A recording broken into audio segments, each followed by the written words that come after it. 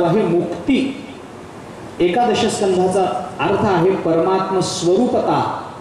ती परमात्म स्वरूपता कळावी याच्याकरता 9 स्कंधामध्ये अध्यारोप केला, दशम स्कंधामध्ये त्याचा अपवाद केला आणि मग त्या एकाचं चिंतन करण्याकरता 11वा स्कंध प्रकट झाला. त्या एकाचं चिंतन व्यापकत्वानं करावं लागतं. याच्याकरता नाथ महाराजांनी 10 स्कंधावर भाष्य न करता फक्त एकादश स्कंधावर भाष्य केलं, कारण तिथं एक राहिलेला परमात्माच विस्तारानं सांगितला गेला. आपल्याला त्याचा बोध करून घ्यायचा. आणि याकरता म्हणून दशमस्कंध हा निरोधाचा स्कंध म्हणून प्रसिद्ध आहे. निरोध म्हणजे प्रलय. प्रलयाचा विचार करत असताना 11व्या स्कंधामध्ये पुढे 5 पद्धतीचा प्रलय सांगितला गेला. कोणता प्रलय अपेक्षित आहे इथं, कोणत्या प्रलयाचं चिंतन दशमस्कंधामध्ये अपेक्षित आहे? कारण प्रलयाचा विचार करताना 5 पद्धतीने प्रलयाचा विचार केला गेला. एक आहे नित्य प्रलय, दुसरा आहे दैनंदिन प्रलय, तिसरा आहे मरण प्रलय, चौथा आहे ब्रह्मांड प्रलय आणि 5वा आहे अत्यंतिक प्रलय. प्रलयाचे 5 प्रकार आहेत. प्रलय होणं म्हणजे काय? प्रकर्षानं लय होणं. प्रकर्षानं लय होणं. लय कशामध्ये होणं? कारणामध्ये होणं, मान्य आहे. मग लय होणं म्हणजे काय होणं? संपून जाणं. हे संपून जाणं माणसाच्या बाबतीत 5 पद्धतीने येतं.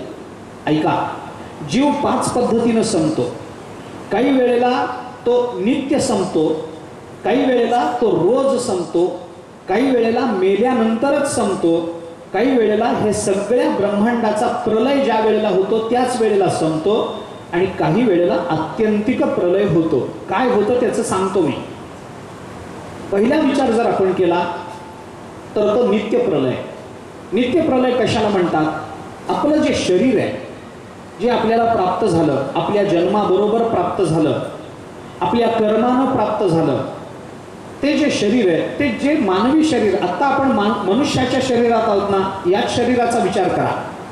हे शरीर जन्माला आल्यापासून प्रत्येक क्षणी या शरीरामध्ये काही परिवर्तन होत आहे. प्रत्येक क्षणाला ती परिवर्तन होत आहे. लहानपणी आपल्या अंगावर जे कातडं असतं ते कातडं निघून जातं, नवीन कातडं येतं. आपले पहिले दात पडून जातात, दुसरे दात येतात. आपले केस वाढून कापले जातात, नवीन केस येतात. आपली नखं वाढतात, काढून टाकली जातात, नवीन नखं येतात. प्रत्येक वेळेला असं होतं. हे सगळं परिवर्तन कणाकणानं, आता हे काय वैद्यकीय परिभाषेमध्ये त्याचे सेल्स काय असतात, त्याच्यामध्ये परिवर्तन कसं होतं, ते किती असतात, याच्यामध्ये ते व्हाईट सेल आणि अमुक सेल आणि तमुक सेल, पुष्कळ मोठा विचार असेल. मी काही त्या क्षेत्रातला तज्ज्ञ नव्हे, परंतु हे सगळं परिवर्तन व्हायला माणसाला 7 वर्ष लागतात. जन्माला आल्याच्या क्षणापासून ते 7व्या वर्षीपर्यंत माणसाचा देह पूर्ण बदलून जातो.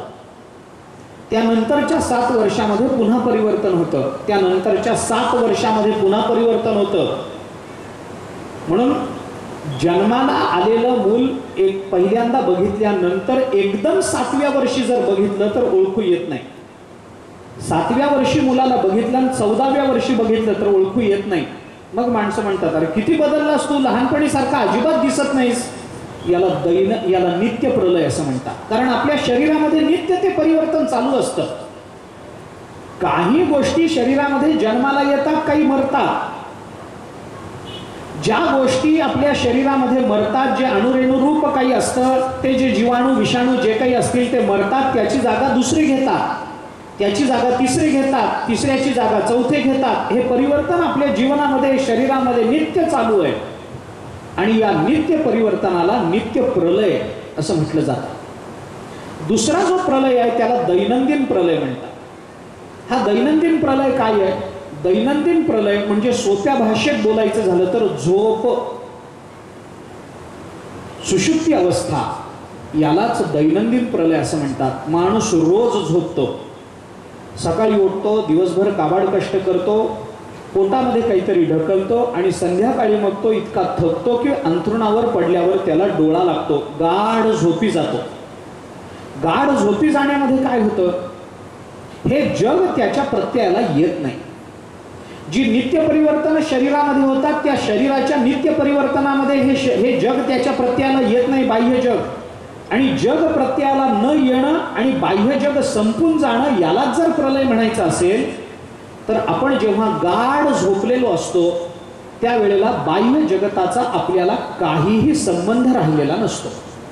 माणूस गाढ झोपला त्याच्याकरता प्रवचनातच झोपावं लागतं असा नियम नाही. आपण घरी जाऊन झोपलो तरी चालतं. माणूस रात्री गाढ झोप, कारण काय आहे, श्रवणामध्ये सुद्धा हा दोष सांगितला. श्रवण करताना कोणते प्रतिबंध येतात याचा विचार करताना, हे भागवतातच आहे, एकादशी स्कंधामध्ये आलेला विचार आहे. नाथ महाराजांनी त्याच्यावर फार गोड चिंतन केलंय. श्रवण आणि ध्यानामध्ये 4 दोष येतात. श्रवणी ध्यानी अंतराय, लय विक्षेप कशाय, रसास्वादी होय. 4 दोष सांगितले. लय, विक्षेप, कशाय आणि रसास्वाद हे 4 दोष येतात. या 4ही दोषांना निवृत्त केलं पाहिजे. याच्यामध्ये लय हा दोष आहे. त्या लयाचे 2 प्रकार असतात. सगळा विचार सांगण्यासारखा नाही, पुढे येईल तेव्हा जर आला विषय तर बोलू आपण. पण माणसाचा ऐकता ऐकता एखाद्या वेळेला एखादा विषय जर आपल्या बुद्धीला त्या विषयाचं आकलन होणार नसेल तर ती बुद्धी काय करते, शेवटी असं आहे, आपल्या इंद्रियांना मार्ग दाखवणारी बुद्धी आहे. कठोपनिषदामध्ये सुरुवातीला आत्मानं रथिनं विद्धि शरीरं रथमेव तो, हे सगळं सांगताना बुद्धिं तु सारथिं विद्धि मनःप्रग्रहमेवच, हे जे सांगितलं की नाही, हा शरीर म्हणजे रथ आहे, याची ज्ञानेंद्रिय म्हणजे या रथाला जोडलेले घोडे, या रथांचा मालक आहे आपला आत्मा, या रथाचा लगाम आहे आपलं मन, आणि हे लगाम ज्या सारथ्याच्या हातात आहे ती सारथी आहे आपली बुद्धी. बुद्धी नावाच्या सारथ्याच्या हातामध्ये मन नावाचा लगाम देऊन आपल्या शरीराचा रथ आपण नेतो आहोत. या रथाचा मालक आहे आत्मा, जो आपल्या हृदयामध्ये बसलेला आहे. ती बुद्धी आपल्याला मार्गावरून नेते, ती बुद्धी योग्य मार्गाने नेते. ही बुद्धी आमच्या इंद्रियांना प्रेरणा देते, म्हणून आमची ज्ञानेंद्रिय काम करतात. पण एखादा विषय आमच्या बुद्धीला जेव्हा झेपत नाही, माणसं म्हणतात डोक्यावरून चालला विषय, हे जे बुद्धीला न झेपणं आहे ना, हे बुद्धीला झेपत नसलं, त्याचं आकलन होत नसलं की बुद्धी काय करते, इंद्रियांच्या प्रेरणा बंद करून टाकते. आणि बुद्धीकडून इंद्रियांना प्रेरणा यायच्या बंद झाल्या की बाकीची जी इंद्रिय असतात ती म्हणतात, जर बुद्धी आम्हाला प्रेरणाच देत नसेल तर आम्ही आमच्या स्वस्थानी जातो आणि विश्रांती तरी घेतो ना. आता जर आम्हाला काही कामच राहिलं नाही तर बुद्धी म्हणते आम्ही विश्रांती घेतो, मी विश्रांती घेते. मग विश्रांतीचं स्थान काय, आपला प्राण हे बुद्धीच्या विश्रांतीचं स्थान आहे. म्हणून ती बुद्धी तिथं जाते आणि प्राणामध्ये लय पावते. प्राणामध्ये बुद्धी लय पावली की ऐकता ऐकता डुलक्या यायला लागतात. हे त्याचं शास्त्रीय कारण, थोडं त्याची चिकित्सा करतो, हे शास्त्रीय कारण. कारण बुद्धी मदत करत नाही. जे आपल्या बुद्धीला कळतं, विनोद बुद्धीला कळाला, माणूस जागा राहतो. का राहतो, कारण बुद्धीला ते कळतं म्हणून. जे बुद्धीच्या कक्षेत आहे, जाणीवेच्या कक्षेत आहे आणि ज्याच्या जाणीवा संपन्न आहेत, अशा मनुष्य कितीही चांगलं ऐकताना आणि कितीही कठीण ऐकताना झोपत नाही, कारण जाणीवा संपन्न आहे, त्याच्या जाणीवेच्या कक्षेत आहे ते. पण ज्याला असं वाटतं की नाही हो, हे सगळं काही कळत नाही आम्हाला, मग त्याला झोप यायला लागते. ही जी झोप आहे ही रात्री आम्ही घेतो, आमची सगळी इंद्रिय प्राणामध्ये लीन होतात. जागृती, स्वप्न आणि सुषुप्ती या 3 अवस्था आहेत. आणखीनही त्याचा विचार आहे, पण सगळ्यात सांगण्याचं कारण नाही. ऐका, आपली इंद्रिय, आपलं मन आणि आपले संस्कार, ऐका, इंद्रिय, मन आणि संस्कार या 3ही गोष्टी ज्या वेळेला कार्यरत असतात तेव्हा त्या अवस्थेला जागृती असं म्हणतात. आपली इंद्रियही प्रवृत्त असली पाहिजेत, आपलं मनही प्रवृत्त असलं पाहिजे आणि आपल्यावरचे संस्कारही उद्भूत झालेले असले पाहिजेत, तर त्याला म्हणायचं जागृती. आपली इंद्रिय प्राणामध्ये लीन होतात, पण मन आणि मनावरचे संस्कारच फक्त जागे असतात, तेव्हा त्याला म्हणायचं स्वप्न. स्वप्नामध्ये हातपाय हलत नाही, पण स्वप्नामध्ये आम्हाला आमच्यावर ज्याचे संस्कार झालेत ते सगळे पदार्थ दिसायला लागतात. कोणत्या वेळेला कोणता संस्कार उद्भूत होईल हे आपल्या प्रारब्धावर अवलंबून आहे. त्यामुळे अमक्या दिवशी अमकं स्वप्न पडावं असं सांगता येत नाही. असं सांगता येत नाही. आज मला गावाला जायचं स्वप्न पडावं असं म्हणून ठरवून झोपता येत नाही. आज मला लॉटरी लागल्याचं स्वप्न पडावं असं आपण ठरवून चालत नाही. कोणत्या कल्पित पदार्थाच्या दर्शनाचं प्रारब्ध ज्या दिवशी उदयाला येतं त्या दिवशीच आपल्याला ते स्वप्न पडतं. जागृती, स्वप्न, सुषुप्ती या प्रारब्धावर अवलंबून असणारी अवस्था वेदांत मानतो, कर्मविपाक मानतं. जागृती ही सुद्धा प्रारब्धावर अवलंबून आहे. झोप लागणं हेही प्रारब्धावर अवलंबून आहे. म्हणून तुम्ही पहा, एखादा मनुष्य जो रोज पहाटे 4 वाजता उठतो, एखाद्या वेळेला 7-8 वाजेपर्यंत तो उठतच नाही, जागच येत नाही त्याला. एखाद्या वेळेला रोज नियमाने 4 वाजता उठणारा एखाद दिवस असा उजाडतो की त्याला जागच येत नाही, 8 वाजले तरी तो उठत नाही. घरातल्या लोकांना वाटतं आहे का, मग त्याला जर रोज 4 वाजता उठतो, अजून उठले नाही, उठवा उठवा. आणि एखादा मनुष्य रोज 10 वाजले तरी उठत नसतो, तो एखाद्या वेळेला पहाटे 4लाच उठून बसतो. असं होतं की नाही? होतं. असं का होतं? कारण त्या दिवशी त्याचं जागृतीचं प्रारब्ध 4ला उदयाला येतं, म्हणून 4ला जाग येते.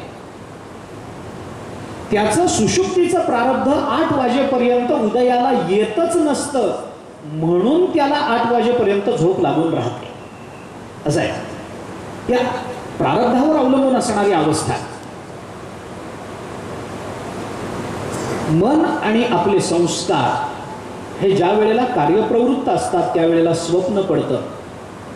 इंद्रिय प्राणामध्ये लीन झाली, मन प्राणामध्ये लीन झालं आणि संस्कारही लीन होतात, त्यावेळेला सुषुप्ती अवस्था असते, गाढ झोप असते. इंद्रियही हलत नाही, मनालाही काही कळत नाही, आणि आई वडिलांनी काय संस्कार केलेत याची जाणीव नसते, त्याला म्हणतात सुषुप्ती, गाढ झोप.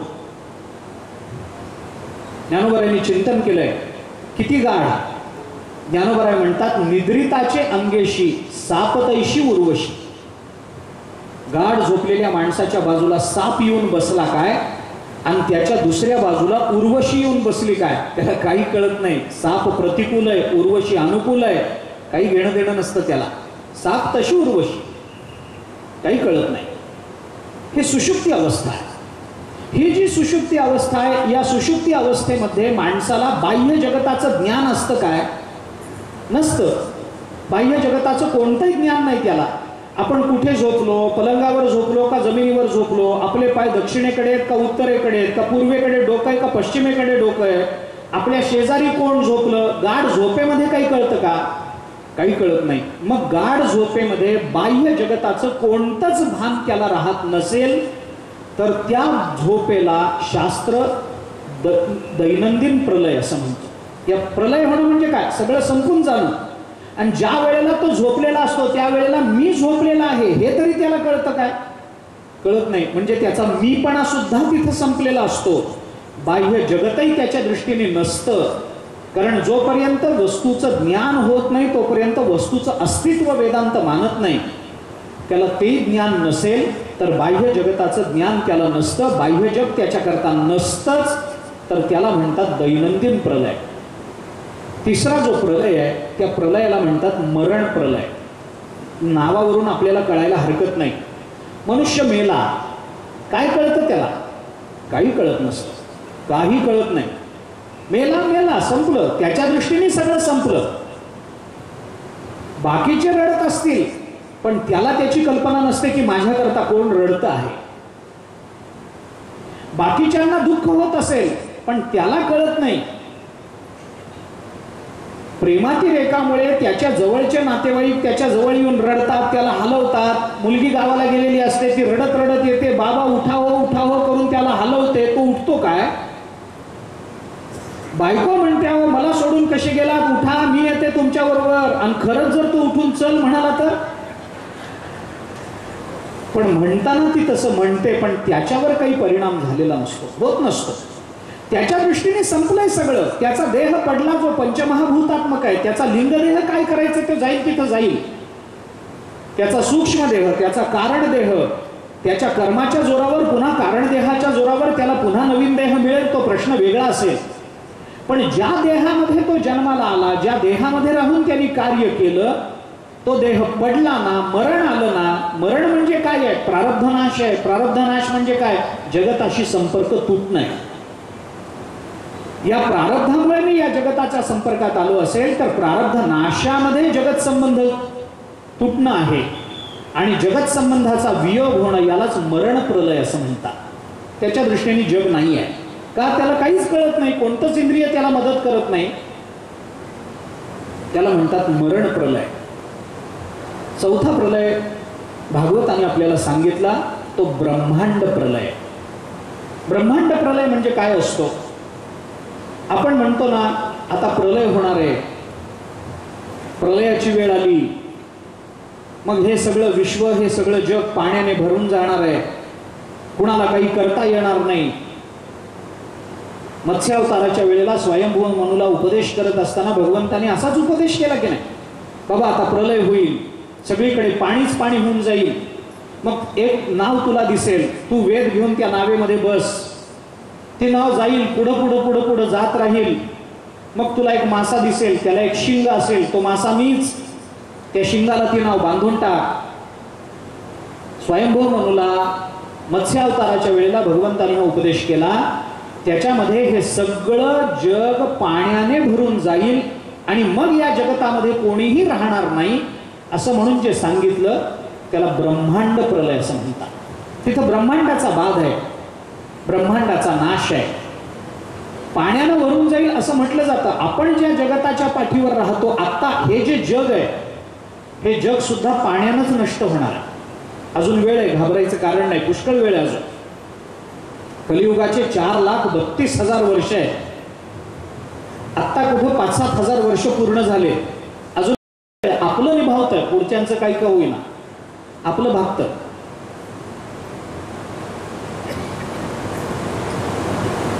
नियम असा, विश्वनिर्मिती होत असताना पंचमहाभूतांचं जे पंचीकरण होतं त्या पंचीकरणामध्ये एका महाभूताचं प्राबल्य निर्माण होऊन उरलेल्या अर्ध्या भागामध्ये उरलेल्या महाभूतांचं पंचीकरण होतं आणि मग ते पंचीकरण मानलं जातं, विश्वनिर्मिती करता ते कारण ठरतं.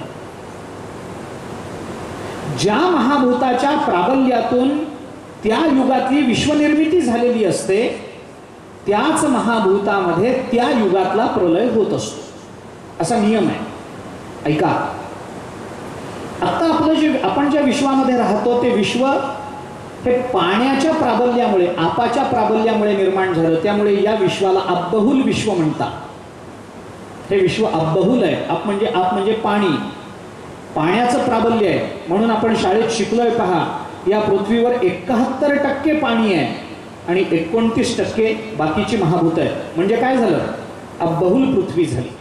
त्यामुळे या पृथ्वीचा जो लय होणार आहे आणखीन काही लाख वर्षांनी तो पाण्यात होणार आहे. ज्या महाभूताच्या प्राबल्यापासून विश्वनिर्मिती त्या युगामध्ये होते त्याच महाभूतामध्ये त्या विश्वाचा प्रलय होणं याला ब्रह्मांड प्रलय असं म्हणतात. आणि शेवटचा प्रलय आहे त्याला आत्यंतिक प्रलय असं म्हणतात. आत्यंतिक प्रलयाचं आत्यंतिक प्रलय म्हणजे काय? आत्यंतिक प्रलय म्हणजे काही नाही. आत्यंतिक प्रलय म्हणजे परब्रह्माचं यथार्थ ज्ञान, त्याला आत्यंतिक प्रलय असं म्हणतात. ब्रह्मांडाच्या प्रलयामध्ये हे सगळं ब्रह्मांड, हे सगळं विश्व संपूनच जाणार आहे, त्याचा नाशच होणार आहे. परंतु आत्यंतिक प्रलय म्हणजे परमात्मा स्वरूपाचं यथार्थ ज्ञान असेल तर भगवंताच्या यथार्थ ज्ञानामध्ये सुद्धा विश्वाची जाणीव होत नाही, जाणीव होते ती फक्त परब्रह्माची जाणीव होत असेल तर त्याच्याकरता या विश्वाचा बाध झाला. त्या विश्वाला, विश्वाच्या बाध होण्यालाच आत्यंतिक प्रलय अशी संज्ञा. हे सगळं विश्व हे बाधित होऊन जातं. ब्रह्मांड प्रलयामध्ये विश्वाचा नाश आहे आणि आत्यंतिक प्रलयामध्ये विश्वाचा बाध आहे. या दोन संकल्पना वेगळ्या आहेत. 3 संकल्पना आहेत वेदांतामध्ये. लय होणं वेगळं, नाश होणं वेगळं आणि बाध होणं वेगळं. कार्य कारणामध्ये जाऊन कारण रूपानं राहिलं की त्याला लय म्हणतात. ऐका, वस्तू व्यवहार दशेला आली असेल आणि व्यावहारिक दृष्टीने ती नष्ट झाली असेल तर तिला नाश म्हणतात. पंचमहाभूतामध्ये विभागली जाणं याला नाश म्हणतात. आणि जी वस्तू कल्पित असते त्या कल्पित वस्तूचा बाध होत असतो. ऐका, मडकय फुटलं, काय झालं? नाश झाला, त्याचा मडक्याचा नाश झाला.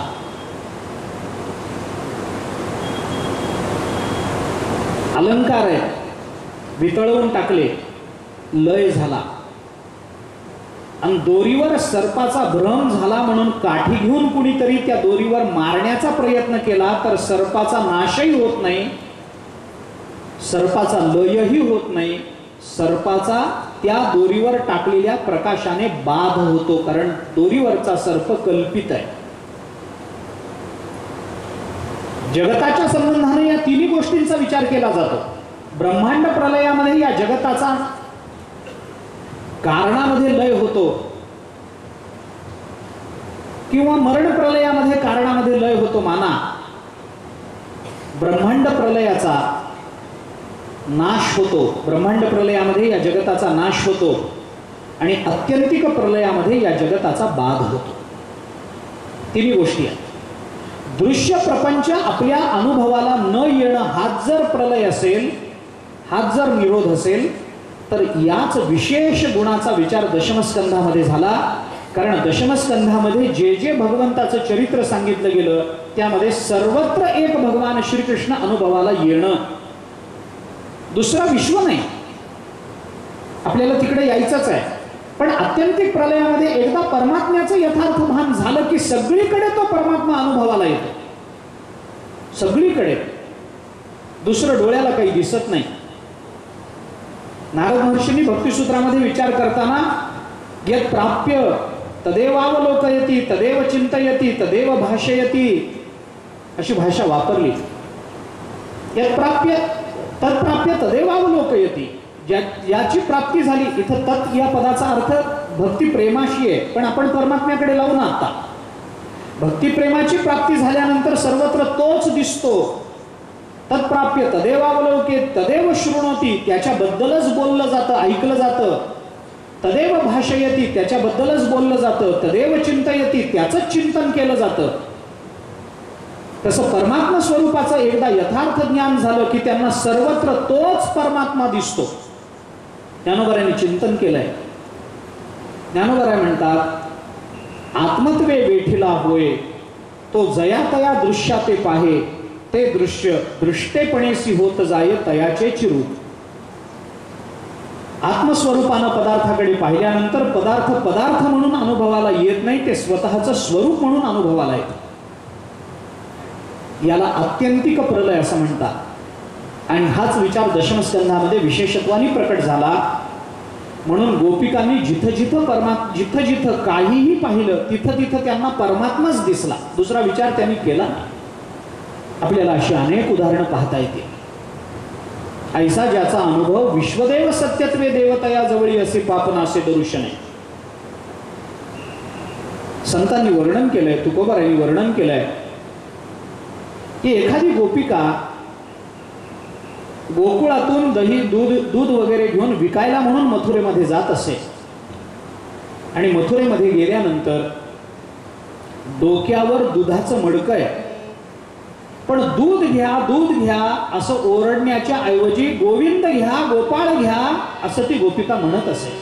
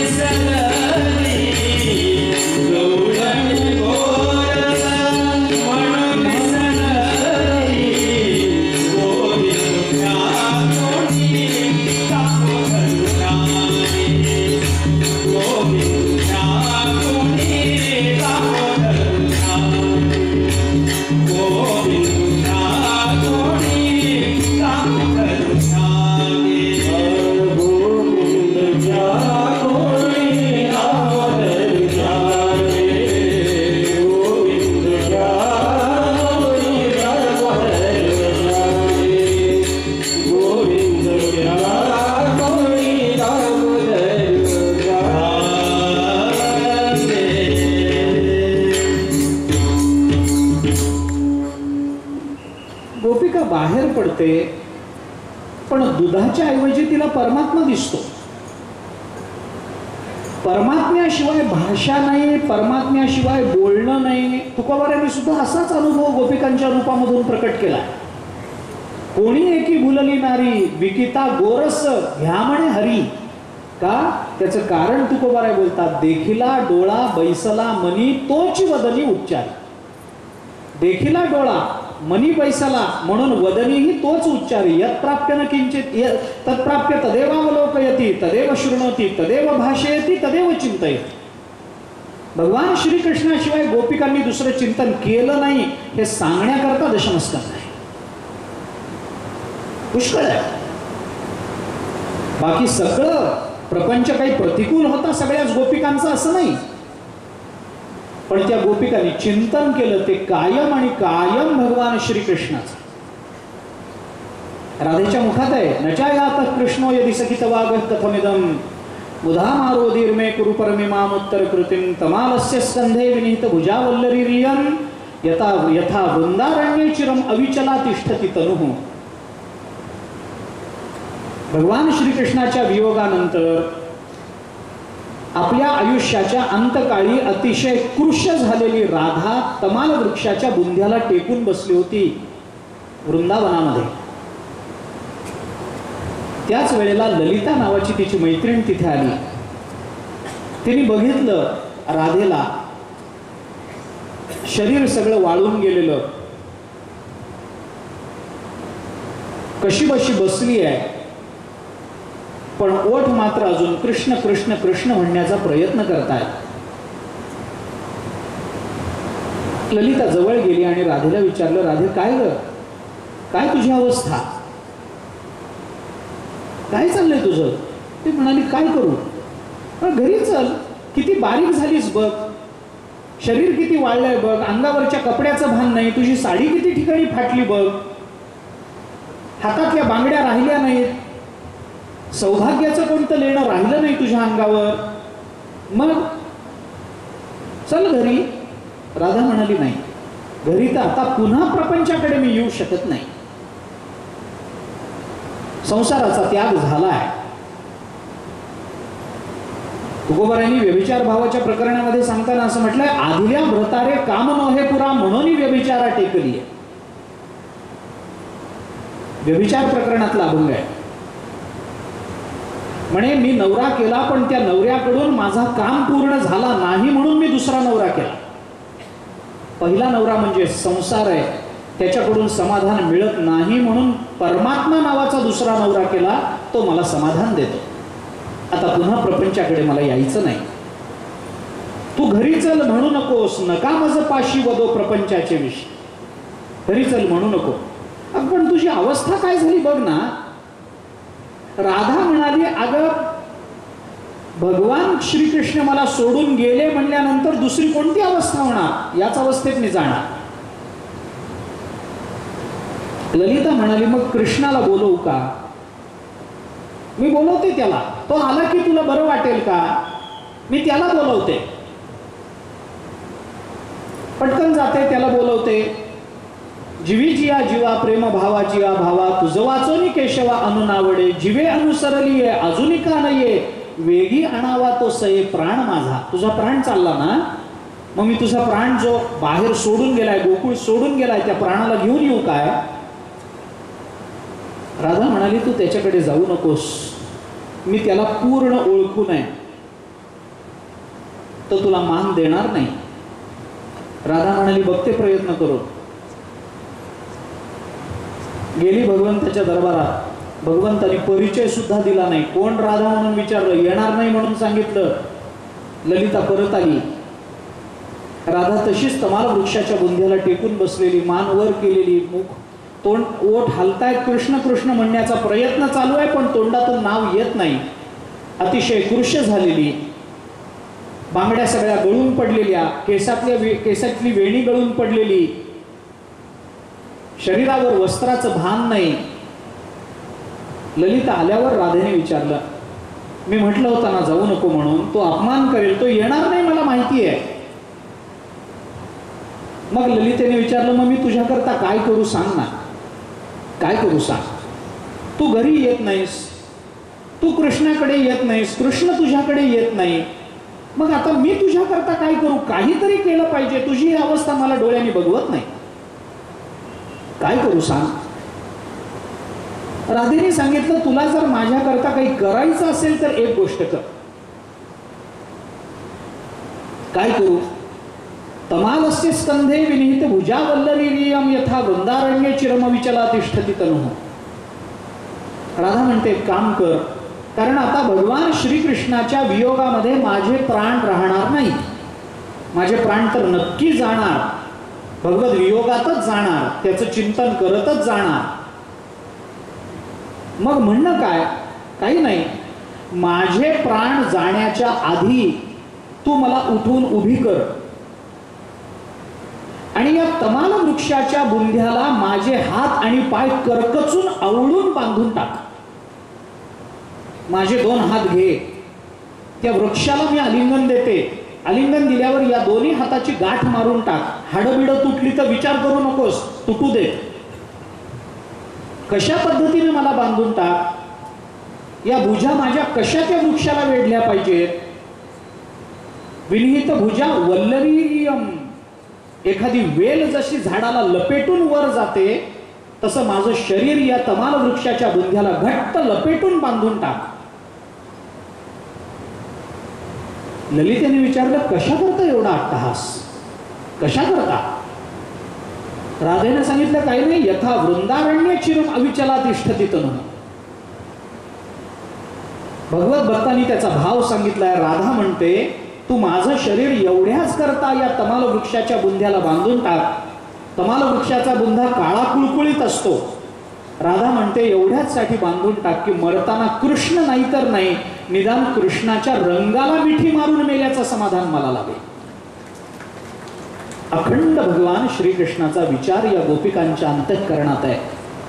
कारण तोच सर्वत्र अनुभवाला येतो आहे, तोच सर्वत्र दिसतो आहे, त्याचीच अनुभूती आहे, त्याच्याच बद्दलचा शब्द आहे, त्याच्याच बद्दलचं श्रवण आहे.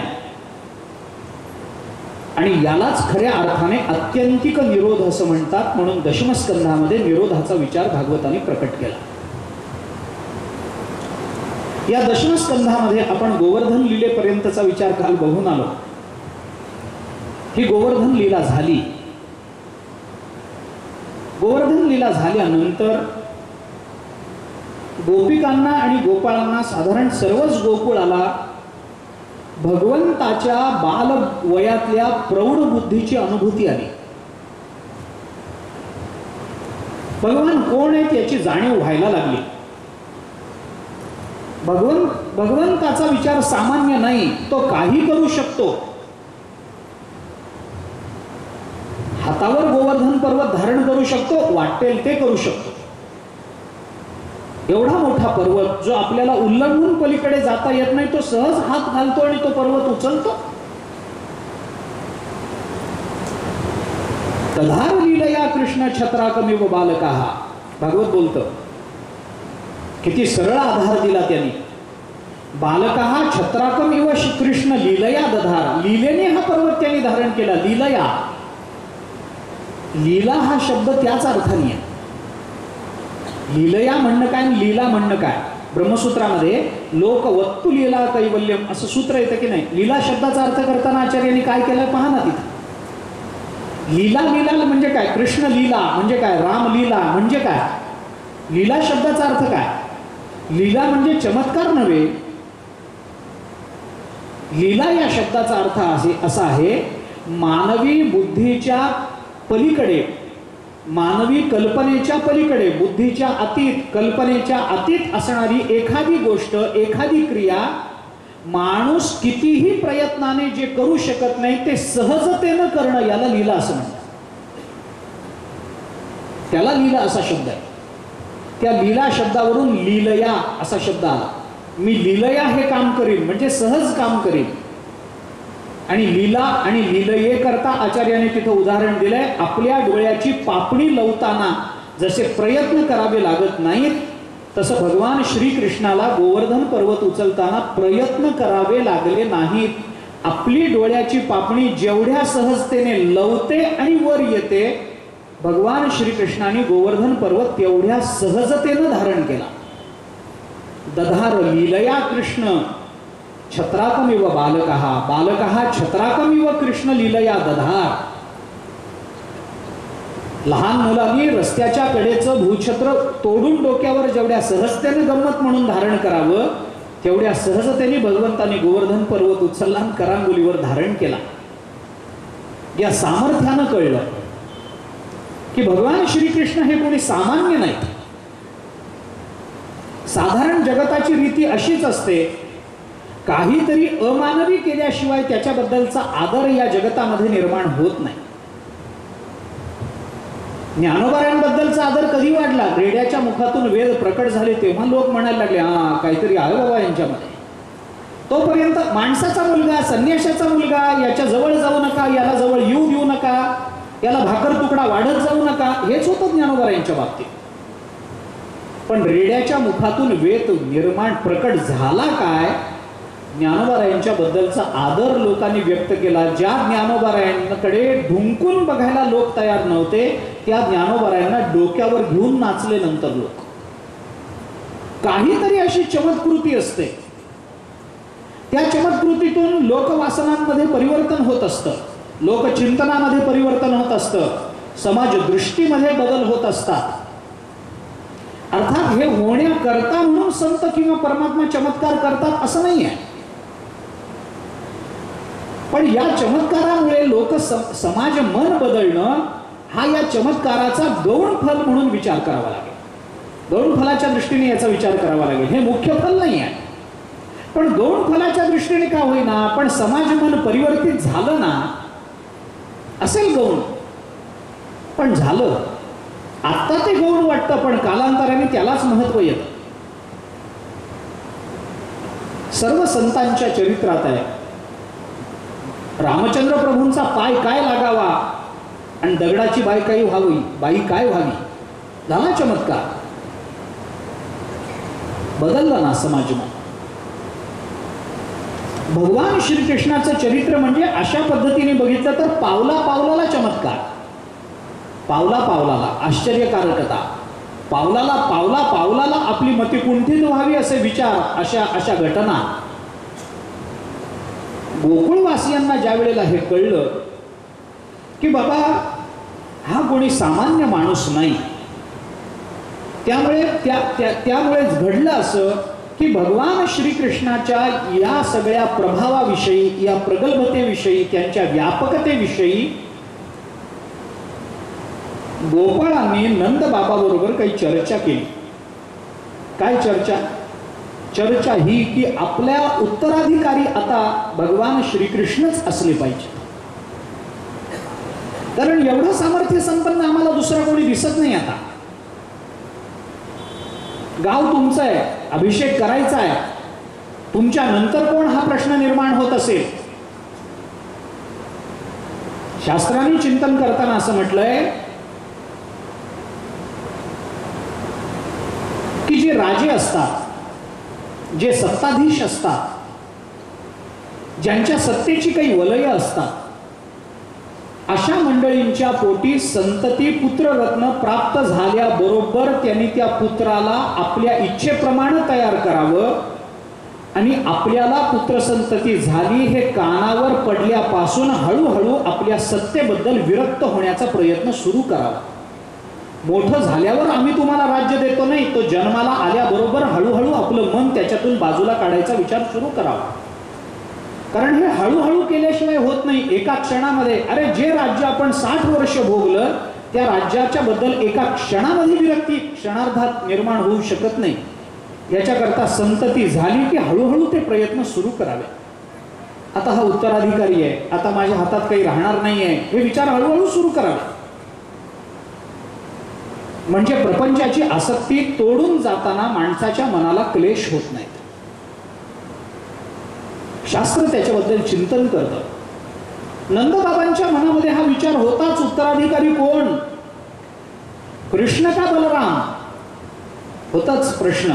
काय करावं, कुणाला उत्तराधिकारी बनवावं, कोण माझं गोकुळ व्यवस्थित सांभाळू शकेल. गोपिकांनी विचार करून सांगितलं, भगवान श्रीकृष्णांनाच आपण अभिषेक केला पाहिजे. आणि म्हणून भगवान श्रीकृष्णांना अभिषेक झाला. एके दिवशी नंद बाबा यमुनेवर स्नान करायला गेले असताना वरुण लोकातल्या काही गंधर्वांनी त्यांना उचलून वरुण लोकात नेऊन ठेवलं. नंद बाबा गायब झाले. गोकुळामध्ये कोणाला दिसेनात. हाहाकार माजला. भगवान तिथं गेले, त्यांच्याबरोबर युद्ध केलं, त्यांना सांगितलं, त्याची काही कारणमीमांसा केली. नंद बाबाला भगवान घेऊन आले, सोडवून आणलं. हे सोडवून आणणं कशा करता होतं, ही लीला कशा करता होती, याचा थोडासा विचार आपण वेगळ्या अंगाने करायला पाहिजे. काही भाविकांनी, काही भक्तांनी त्या संबंधातला विचार वेगळा भाव म्हणून आपल्या समोर प्रकट केला आहे.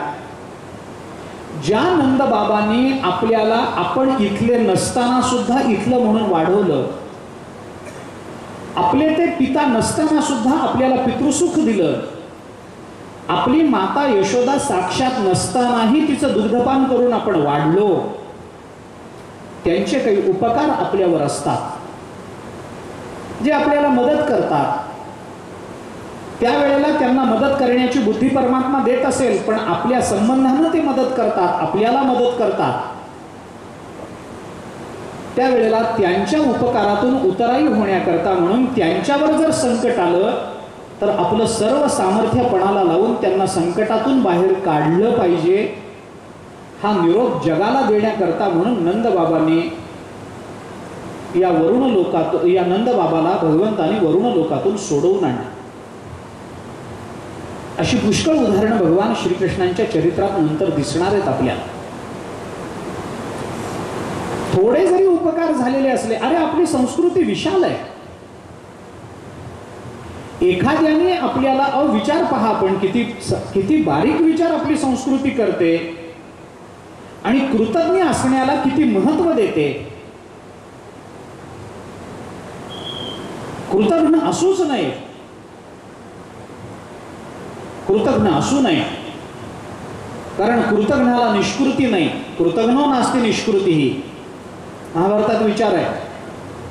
जो मनुष्य उपकाराचं स्मरण करत नाही, महाभारताने सांगितलंय त्याला कोणी किंमत देत नाही. ज्या वेळेला धर्मराज युधिष्ठिराला असं विचारण्यात आलं स्वर्गाच्या दारात की तुम्ही थोडं अर्धसत्य बोललात, तेव्हा तुम्हाला नरकात पडावं लागणार नाही, पण नरकाचं दर्शन मात्र करावं लागणार. पण तुम्ही सत्यप्रतिज्ञा असल्यामुळे तुम्हाला स्वर्गामध्ये स्थान आहे. मग तुम्ही स्वर्गात आधी जाता का नरकाचं दर्शन आधी करून घेता?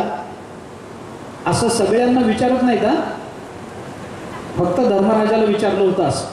सगळ्यांना विचारत नाही आधी काय नरकात जायचंय का आधी स्वर्गात असं विचारत नाही. धर्मराजाचा अधिकार होता, त्यांना विचारलं. धर्मराजाने सांगितलं आपण नरकाचं दर्शन करून येऊ, म्हणून नरकात गेले. एका नरकात गेलेले असताना तिथं एका पापी माणसाच्या शरीराची चिरफाड चालली होती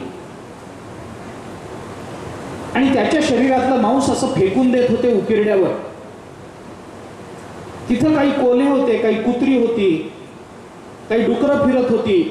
ते यायचे, त्या मांसाचा वास घ्यायचे आणि तिथून निघून जायचे. धर्मराजाने यमलोकांना, यमदूतांना विचारलं, अरे ही कुत्री कोल्हे हे तर मांस खाण्याकरताच इथे आले, या लोकांमध्ये त्यांचं तेच काम आहे नरकामध्ये. मग ही डुकरं, ही कुत्री, हे कोल्हे या मांसाचा वास घेतात तर लांब का निघून जातात? यमदूतांनी सांगितलं कारण हे कृतज्ञ माणसाचं मांस आहे, कुत्रे सुद्धा याला तोंड लावत नसतात.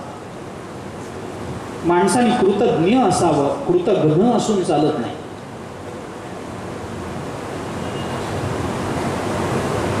महाभारतामध्ये ही कथा येते. आपल्या उपकारासाठी कुठेतरी कृतज्ञ असलंच पाहिजे. आपली संस्कृती विशाल आहे.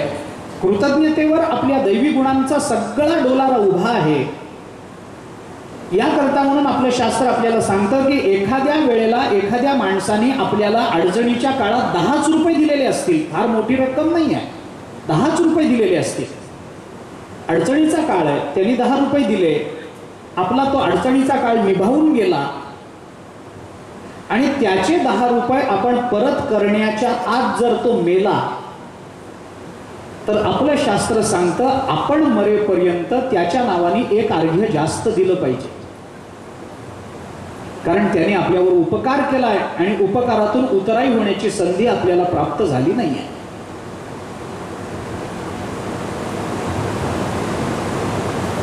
ही कृतज्ञता जगतामध्ये प्रसरित व्हावी आणि भगवान श्रीकृष्ण संकल्पानं नंदबाबाला आणू शकत होते, तरी सुद्धा तिथं जाऊन त्यांनी ते नंदबाबाला आणलं. याच्यामध्ये भगवंताचा हा हेतू आहे. नंदबाबाला सोडून आणलं आणि सोडून आणल्यानंतर भागवतातल्या एका अतिशय महत्वाच्या लीलेला प्रारंभ होतो. ती लीला आहे रासलीला.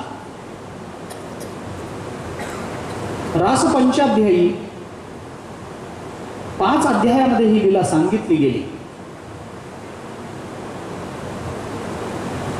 या रासलीलेचं वर्णन करत असताना ती लीला कधी केली भगवंतांनी, कशी केली, याचा विस्ताराने विचार या 5 अध्यायामध्ये आला. गोपिकांच्या अंतःकरणामध्ये भगवंताचा भाव कोणत्या रूपाने होता त्याची अभिव्यक्ती होण्याकरता रासलीला झाली. भगवान अपिता रात्री शारदोत्फुल्ल मल्लिका वीक्षरंतु मनश्चक्रे योगमायामुपाश्रित. भगवान शुकाचार्य बोलले, शरद ऋतू आला आणि शरद ऋतूच्या पौर्णिमेची रात्र, त्या रात्री भगवंतांनी योगमायेचा स्वीकार करून रासक्रीडा करण्याचा संकल्प केला. वीक्षरंतुम मनश्चक्रे योगमायामुपाश्रितः. योगमायेचा आश्रय करून आपण रासलीला करावी याचा संकल्प भगवंतांनी केला. ही रासलीला काय आहे याच्याबद्दल आपल्याला सगळंच बोलता येईल असं नाही, पण हा महत्वाचा विषय आहे.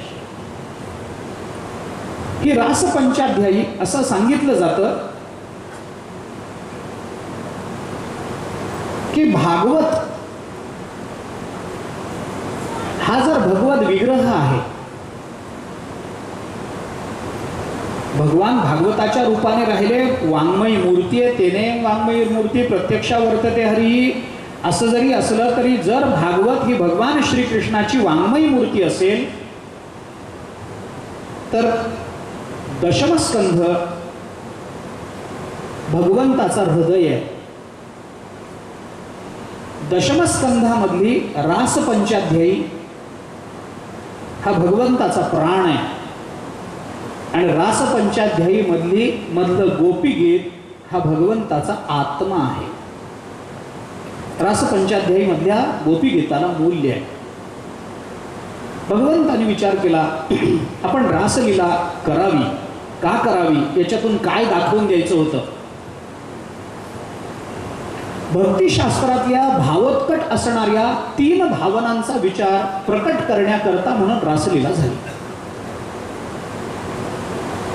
कशा करता रासलीलेचा विचार भगवंतांनी केला असेल.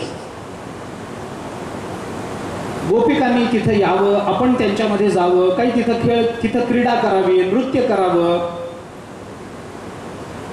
ती एकच रात्र 6 महिन्या इतकी मोठी करावी. भगवंतांनी ती एक रात्र शरद ऋतूतली पौर्णिमा त्याची रात्र 6 महिन्या इतकी लांबवली होती. काल भगवंताच्या हातातला आहे. इतरांना एकच रात्र होती, पण त्यांना मात्र 6 महिन्या इतकी भगवंतांनी कालाचं काय आहे, काल सापेक्ष आहे. तो काल कुणाच्या संबंधात व्यतीत होतो याच्यावरून तो मोठा आहे का लहान आहे हे ठरतं. विचार करा, लहानपणीचा आपला अत्यंत प्रिय मित्र 30-40 वर्षानंतर आपल्या घरी आला आणि रात्रभर बोलत बसला आणि सकाळी निघाल्यावर माणूस म्हणतो काय रे, आला निघाला 2 मिनिटात, रात्र गेली 12 तास, पण त्याला 2 मिनिटं एवढीच वाटली. आणि आणि नको असणारे पाहुणे दिवाळीच्या दिवशी 5 मिनिटं बसून गेले तर वर्षभर बसल्यासारखे वाटतात. काळ कुणाच्या संगतीत जातो याच्यावरून काळ लहान का मोठा हे ठरत जातो. काळ सापेक्ष आहे. आवडीच्या माणसांमध्ये काळ लवकर निघून जातो, दुःखामध्ये मात्र काळ जाता जात नाही दुःखामध्ये. अशी कितीतरी उदाहरणं आहेत.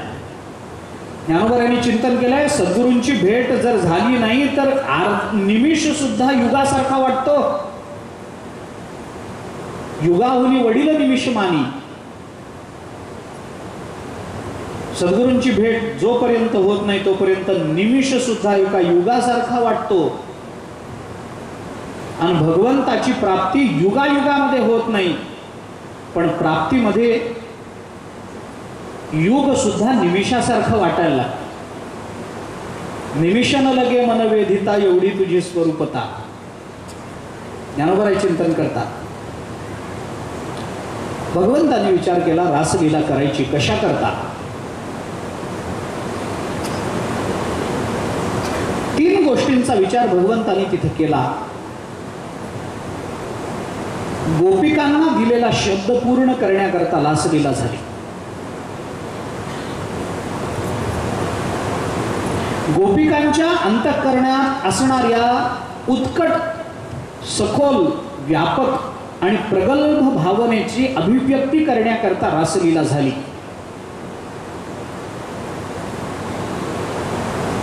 आणि भगवत वियोग म्हणजे काय असतं हे जगाला कळावं याच्याकरता रासलीला झाली. गोपिकांचा अभिमान असेल प्रश्न नाही, पण गोपिकांना समाधान द्यावं, गोपिकांना सुख द्यावं याच्याकरता रासलीला झाली. रासलीलेवर आक्षेप आहेत. रासलीला ही कामातिरेकामुळे झाली, रासलीलेमध्ये कामाधिक्य आहे असे आक्षेप घेतले जातात, पण त्यांना अर्थ नाही. कारण भक्तिशास्त्रामध्ये काम हा शब्द त्याच अर्थाने वापरला गेला, भक्ती याच अर्थाने काम शब्द वापरला गेला. आपण चिंतन करून पहा.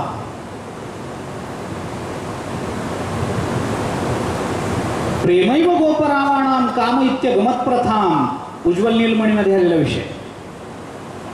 प्रेमैव गोपरावाणाम काम इत्य गमत प्रथाम. त्याला गोपिकांच्या अंतःकरणात असणाऱ्या प्रेमालाच काम म्हटलं गेलं. आपल्या अंतःकरणात असणाऱ्या कामाला कधीही प्रेम म्हणता येत नाही. प्रेमाला काय काम म्हणू आपण, पण गोपिकांच्या अंतःकरणातल्या प्रेमाला काम म्हणतात. या गोपिका कोण आहेत? या गोपिकांबद्दल भगवान श्रीकृष्णांना इतकं प्रेम का वाटावं आणि त्यांच्या सुखाकरता म्हणून रासलीला करावी, हे कशा करता? त्याचं उत्तर असं आहे की या ज्या गोपिका आहेत या गोपिका कोणी सामान्य नाही आहेत. एकादश स्कंदामध्ये नाथ महाराजांनी वर्णन केलंय, या गोपिका म्हणजे वेदातल्या श्रुती आहेत. त्या जाण वेद गर्भीच्या श्रुती, श्रुती रूपे नव्हे मत प्राप्ती, त्या परतल्या नेती नेती माझी सुखसंगती न पवती त्या. कारण वेदाला परमात्म्याचं यथार्थ वर्णन जमलं नाही, सुख परमात्म्याचं भोगता आलं नाही. वेद जाणू गेला पुढे मौनावला. वेदाने पुष्कळ प्रयत्न केला परमात्म्याची जाणीव करून द्यावी, कारण वेद सर्वज्ञ आहे. जाणीवेचे आणि बळे कोण वेदापासून आहे आगळे, तरी तोही अंतरुणा तळवडी तडे येरे नेती नेती म्हणून बहुडे. न इति म्हणूनच अतत व्यावृत्तीनं वेदाला परमात्म्याचं वर्णन करावं लागेल. विधिमुखानं परमात्मा असा आहे हे वेदाला सांगता आलं नाही. याचा अर्थ वेदाला परमात्मा कळत नव्हता असं नाही, वेदाला परमात्मा कळतच होता. आणि वेद तर सर्वज्ञ आहे, त्याला परमात्मा कसा कळणार नाही. पण परमात्मा प्राप्ती हा शब्दाचा विषय वेदाला करता आला नाही. काय असतं, काही काही वेळेला प्राप्ती होते पण शब्दानं त्याचं प्राकट्य होत नाही. एका माणसाची अंगठी विहिरीत पडली, त्याच्यावरचा त्या अंगठीतला हिरा जरा मूल्यवान होता म्हणून त्यांनी आरडाओरडा केला, माझी अंगठी पडली, अमक्या अमक्या किमतीचा हिरा होता वगैरे वगैरे. लोकांनी सांगितलं गावात एक पाणबुड्या आहे, त्याला विहिरीच्या तळाशी जाता येतं. तो तुम्हाला अंगठी काढून देईल, पण त्याला काही द्यावं लागेल. त्याने सांगितलं देतो, काही हरकत नाही. 4-5 कोटीचा हिरा मिळवण्याकरता काय लाखभर रुपये देईन मी, त्याला हरकत नाही, पण माझी अंगठी मिळाली पाहिजे. त्या पाणबुड्याला बोलवलं. इतक्या किमतीचा हिरा गेला याची तळमळ, माझी अंगठी गेली, माझा हिरा पडला, अन्न पाणी गोड लागेना, रात्री झोप येईना, तुम्ही असे भांगरतात, बायकोच्या शिव्या संपेना, तुम्हाला कळू नाही का अंगठी घेऊन कशाला विहिरीत जावं, विहिरीच्या जवळ जावं, कळत नाही एवढं. कंटाळला, काय करावं कळेना, काहीच सुचेना. बरं ती अंगठी विहिरीत पडली, गोष्ट खरी, पण आता ती कुठे कुणाला माहिती, विहिरीच्या तळाशी ती गाळात अडकली का कुठं अडकली कुणाला माहिती, काय सापडेल का नाही माहित नाही. तळमळ वाटायला लागली. त्यांनी त्या पाणबुड्याला बोलवलं, सांगितलं बाबा काही कर, माझी अंगठी काढून दे, पैसे तू म्हणशील तेवढे पैसे देईल, अमुक अमुक द्यावे लागतील, देईल, पण माझी अंगठी दे. तो म्हणाला देतो काढून, करतो प्रयत्न, मला तरी काय माहिती, मी खाली गेल्यावर मला तरी मिळेल का नाही, देव जाणे, बघू प्रयत्न करू. तो पाण्यामध्ये उतरणार, उडी मारणार. एवढ्यात त्या अंगठीच्या मालकाने, त्या श्रीमंत माणसाने त्याला सांगितलं, एक उपकार कर म्हणे माझ्यावर, माझ्या जीवाची घालमेल चालू आहे. इतक्या महागा मुलाचा हिरा पाण्यात पडला, मला त्याचा ताण आलाय, त्याच्याने मला हृदयविकार झटका येऊन मरेल की काय असं वाटायला लागले मला. आता एक उपकार कर. काय? अंगठी सापडली की आधी मला कळव. तो म्हणाला बरोबर. त्याने उडी मारली, खाली गेला, सुदैवानं ती अंगठी सापडली. अंगठी सापडली की नाही? सापडली. आता बोलून दाखव म्हणा. वस्तू सापडते, पण बऱ्याच वेळेला बोलून दाखवता येत नसते. वेदाची अडचण हीच झाली. वेदाला परमात्मा कळत नाही असं नाही आहे. वेदाला परमात्मा कळतो. भले संत म्हणत असतील वेदासी कानडा, श्रुतीसी कानडा, विठ्ठल उघडा पंढरी आहे, मान्य आहे. नामदेवराय म्हणतात वेदाला कानडा आहे. कानडा म्हणजे काय? न कळणारा असं नाही आहे, कळून सांगता न येणारा असा हा परमात्मा. कळत नाही असं नाही. अहो मग कळला असता तर निषेध मुखाने का सांगितलं? विधिमुखाने स इति का नाही म्हणत वेद? न इतीच का म्हणतो? निषेध मुखाने का वर्णन? त्याचं उत्तर हेच आहे की कळाला म्हणूनच निषेध मुखानं वर्णन आहे. कळाला नसता तर विधिमुखाने बोलता आला असता. असं का? त्याचं कारण असं आहे की ज्या अर्थी वेद परमात्म्याचा निषेध मुखानं चिंतन सांगतो परमात्म्याचं, त्या अर्थी परमात्मा वेदाला कळालेला आहे का? कारण कोणताही निषेध हा प्राप्तिपूर्वक असतो असा वेदांताचाच नियम आहे. कळतं म्हणूनच हे नाही म्हणून सांगावं लागतं. निषेध हा प्राप्तिपूर्वक असतो. उदाहरण सांगतो मी आपल्याला, प्रसिद्ध उदाहरण. एका गावात जत्रा भरली. उरूस असतो, जत्रा भरते ना, जत्रा भरली. एक आई आपल्या लहान मुलाला शाळेतून आल्याबरोबर म्हणाली, अरे दप्तर ठेव, आपल्याला जत्रेला जायचं. मुलालाही बरं वाटलं. आईचा हात धरून मुलगा गेला जत्रेला. ती जत्रा म्हणजे मग आकाश पाळणे, अमुक तमुक खूप काही असतं. वेगवेगळी दुकानं असतात, मिठाईची दुकानं, खेळण्याची दुकानं, कपड्यांची दुकानं. त्याचा हात धरून ती आई त्या जत्रेत गेली. आत प्रवेश केल्यानंतर, त्या मैदानात प्रवेश केल्यानंतर सुरुवातीलाच काही कपड्यांची दुकानं, खेळण्याची दुकानं तिथं लावलेली. त्याच्यामध्ये एका साडीच्या दुकानासमोर आईचे पाय अडखळले. स्वाभाविक आहे, बाई आहे, साडीचं दुकान आहे, पुढे कशी जाईल? थांबली.